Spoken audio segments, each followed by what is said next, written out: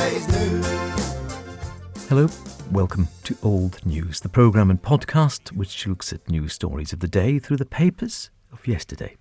This week, Harry Kelly's Cottage, that iconic building down at Cregneash, back in the news in the last week or so as some restoration work is taking place. There's been some storm damage to the rare turf and thatched roof on the little building, which was occupied by Mr. Kelly until the mid-1930s and then became part of the first open-air folk museum in the British Isles, I believe.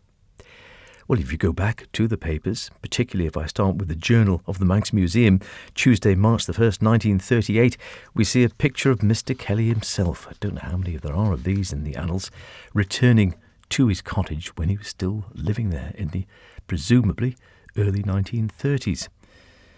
Showing the old man returning home, it says, for the purposes of an open-air museum, Cregneash can hardly be excelled, situated as it is in a fine upland setting, giving wonderful views all round. After rethatching and careful restoration, Harry Kelly's cottage will be furnished with its appropriate furniture. The chillock, I probably got that wrong, which the fire, though, will be the centre of attraction with its slurry. I probably got that wrong too. S-L-O-U-R-E-E, hanging pot, that is, and other gear. There'll be the dresser, I think I'm safe with that one, with its lustreware, the high-backed settle chair, the grandfather clock, antique chairs, and in the bedroom, the old oak bedstead, the cradle, and so on. It is much to be desired that another Cregneash cottage suitable for a weaver's hand loom may in time be presented. For this, an old loom is available. The trustees of the museum are committed to heavy expenditure in connection with the new wing at the museum, and the financing of the Cregneash scheme must therefore largely depend on the support of the friends of the museum. Financing these things always an issue. Same year in the Alaban Examiner, Friday, June the 10th, 1938, the ancient heritage of the Manx people, Harry Kelly's Cottage, opened and dedicated. Visit of the Reverend T.E. Brown's daughters. Two daughters of the Reverend T.E. Brown, the Manx poet, along with a distinguished gathering of people, were carried back to the Allan Vannin of 100 years ago when they stepped over the threshold of the old Manx cottage of Harry Kelly, the Cregneash crofter fisherman, on the occasion of the formal opening of the cottage as the first unit of an open-air folk museum, believed to be the only one of its kind in the British Isles. Well, it was in 1938. We were in the vanguard. Standing in a district where the native characteristics of Manxland survive to a greater extent than anywhere else, the old cottage has been brought as near as possible to its original character of 100 years ago. And as Miss Dora Brown, the youngest of the three daughters of the Reverend T.E. Brown, turned the key in the lock, she stepped right into the old world atmosphere which her revered father knew and loved so well. Despite the bad weather, wouldn't you know it, there was bad weather, there was a substantial and distinguished gathering of people. Before the actual ceremony, they assembled in St. Peter's Church, Cregneash, where the remarks concerning the event were made and a welcome extended to the Mrs. Brown. The introductory remarks were made by Mr. J.R. Bruce, MSc, a member of the Cregneash Cottage Committee. Who would have known? He described the purpose of the gathering as to perform a simple ceremony, the opening to the people of this island of Harry Kelly's cottage. It had been the aim of the Manx Museum trustees for many years, he said, to have something in the nature of an open-air museum to supplement the collections in the more formal museum in Douglas. It was an idea that had been developed on the continent to a great extent. He went on to tell of the great share of Mr. William Cubbon, curator of the Manx Museum, had in the event they were celebrating. He has had this great plan ever since he came to the museum, said Mr. Bruce. It had been a cherished idea with Mr. Cubbon, but only within the last year he's been able to bring that idea to fruition. As you probably know, he goes on, Mr. J.T. Kelly of Port St. Mary presented the cottage to the museum to be a memorial to Harry Kelly and to all those old Manx people whom he typified. It was given complete with its furnishings and objects of interest, but of course, added Mr. Bruce, it had taken some expense to put it in a condition to be presented to the public. For this he wished to express thanks to those who are rightly termed the friends of the museum. We turn to the Times of Saturday, June the 11th, 1938. Harry Kelly's cottage is described as a new treasure for the nation. old Manxman's home kept as he lived in it. 6 years ago, it says, Professor Carl Marstrander of the Norwegian University, professor who's done so much for the study of early Manx history, was walking through the village of Cregnish when he heard an old man feeding his chickens and addressing them in Manx. He was talking to them intimately, telling them not to wander into the neighbours' gardens or they would get him into sore trouble, and he was a man of peace. Professor Marstrander, it will be seen, had a knowledge of Manx. He recognised that this man spoke Manx in a way only possible to one who used it as his mother tongue. He became acquainted with the man whose name was Harry Kelly. Staying in Port Erin, he came up to Cregnish daily with a phonographic machine, and he took records of all that Harry Kelly could tell him and of all he knew in the way of Manx sayings and songs. Those records, showing the genuine natural pronunciation of the Manx tongue, are preserved in Oslo University, and Mr. William Cubban, director of the Manx Museum, heard them when he was Professor Marstrander's guest last summer. Mr. Kelly died last year.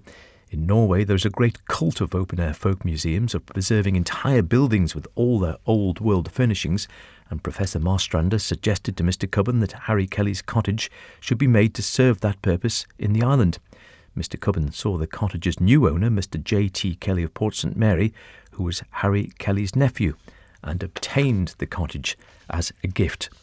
After being rethatched and done up and having its furniture somewhat increased by old-fashioned articles not already found there, it was opened as a possession of the Manx nation on Saturday, and the ceremony was performed by a daughter of the great Manx poet T.E. Brown. And then it goes on to remark as well that rain fell unmercifully as the ceremony was taking place. It's the Isle of Man.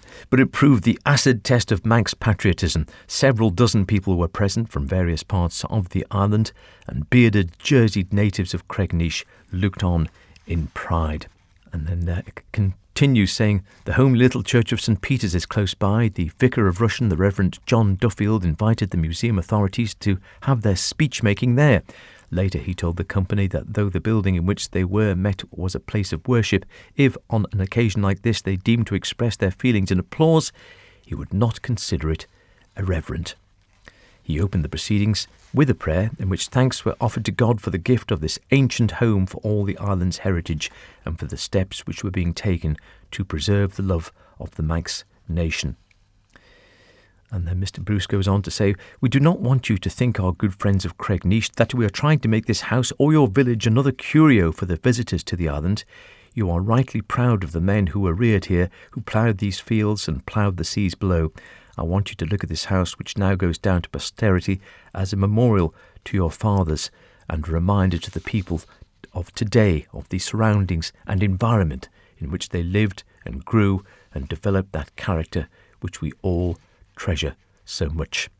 Mr. Bruce also paid tribute to Mr. Cubban, in whose mind the idea had been cherished for many years, to Mr. J.T. Kelly for his generous gift of the house, to the group called the Friends of the Museum, who had found the funds for repair and re-equipment, and to one trustee who took a very great share in the work, and whose enthusiasm and great ability had helped and stimulated them, the late High Bailiff Kelly.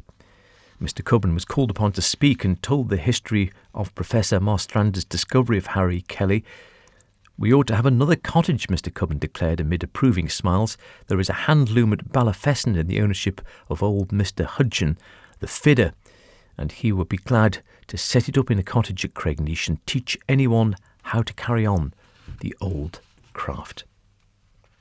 In The Examiner of Friday, June the 17th, 1938, we read of sentiments from Surrey and America.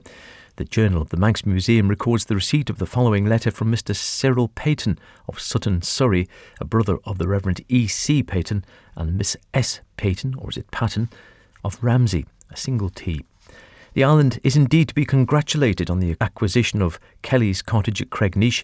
In England, far too many old cottages are being pulled down or converted into modern dwelling places, oft against the will of the owners, and it is good to see that Manxmen have the good sense to value such buildings and the patriotism to preserve them for posterity. A model of an interior such as the 17th or 18th century room in the London Museum is good, but a genuine cottage in its original setting, fitted with genuine Manx household articles, is infinitely better, though a model room in the National Museum at Douglas would be a good supplement. Too many cottages have perished in the last 20 years. I've been told that old earth-built cottages were dry and warm in winter and cool in summer. Now there is not one left. They were substantially built. The walls of one, though thatchless and exposed to the weather, stood to my knowledge for over 20 years, probably much longer. The journal also records that Mr. T.A. Turnbull of Cleveland, Ohio, has expressed the opinion that it may be that Harry Kelly's cottage will become a nucleus of a Manx open-air museum, which will be representative of the life of the Manx nation, and it may even give a lead in instituting open-air museums in the British Isles.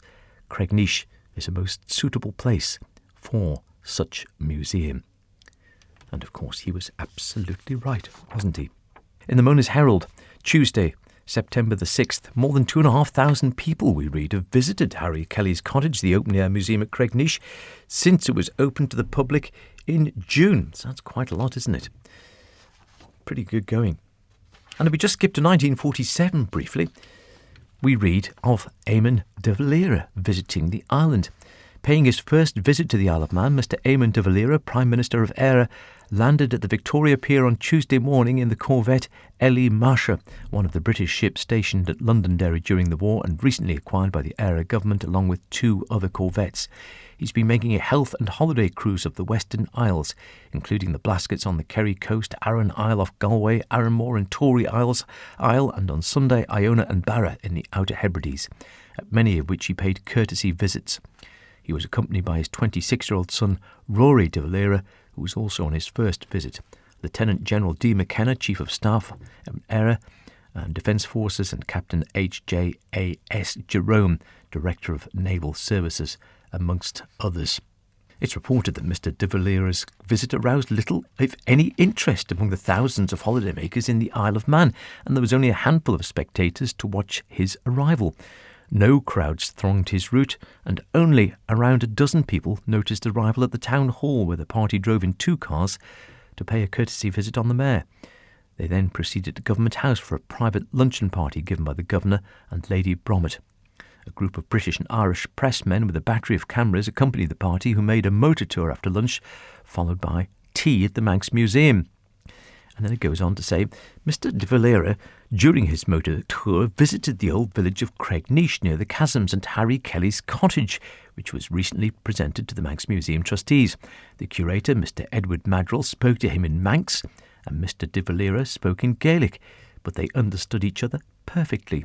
He expressed interest and appreciation for his visit and particularly enjoyed the tour, which included Peel Castle, Castle Rushen, and some lovely glen and coastal scenery. And it's reported Mr. de Valera was apparently not disappointed by his quiet reception.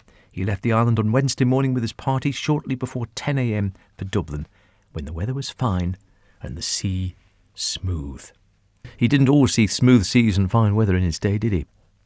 But he did enjoy his visit to Harry Kelly's cottage, as indeed of so many over the years, and a lot of foresight to have actually kept it for the nation and developed Cregneash into the folk village it is now. It is, of course, old news. Until next week, cheerio. You're gonna be yesterday's news.